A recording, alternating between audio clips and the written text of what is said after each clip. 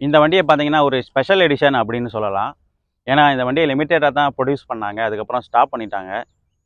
என்ன ரீசன் பார்த்தோம்னா, அந்த டைமில் வந்து கவாசாகி KP100 அதுக்கப்புறம் சுசுக்கியில் வந்து மேக்ஸ் 100 இந்த வண்டிலாம் பார்த்தீங்கன்னா காம்படிட்டராக இருந்தாங்க. அப்போது அந்த டைமில் காம்படிட்டராக இருக்கும்போது பார்த்தீங்கன்னா RXG வந்து அதுக்கு ஈக்குவலாக அப்படி இது பண்ண முடியல, பர்ஃபார்மன்ஸ் பண்ண முடியல. ஸோ அதனால் என்ன பண்ணாங்கன்னா RXGயை ஸ்டாப் பண்ணிவிட்டு RX 135 அப்படின்னு சில மாடிஃபிகேஷன்லாம் பண்ணி விட்டாங்க.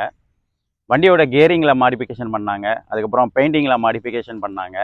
அதுக்கப்புறம் இன்ஜின்லேயும் பார்த்தீங்கன்னா சில அதாவது இன்ஜினோட நியூட்டன் மீட்டரை இன்க்ரீஸ் பண்ணுறதுக்காண்டி சில மாடிஃபிகேஷன்லாம் பண்ணி ரிலீஸ் பண்ணாங்க. RXGயோட அப்கிரேட் வெர்ஷன் தான் RX 135. இன்ஜினோட பெர்ஃபார்மன்ஸ்லாம் இன்க்ரீஸ் பண்ணி சில சேஞ்சஸ்லாம் பண்ணி அப்புறம் வண்டியோட அவுட்லுக்லேயும் பார்த்தீங்கன்னா ஸ்டிக்கரிங்கு அதுக்கப்புறம் வண்டியோட அவுட்லுக்லேயும்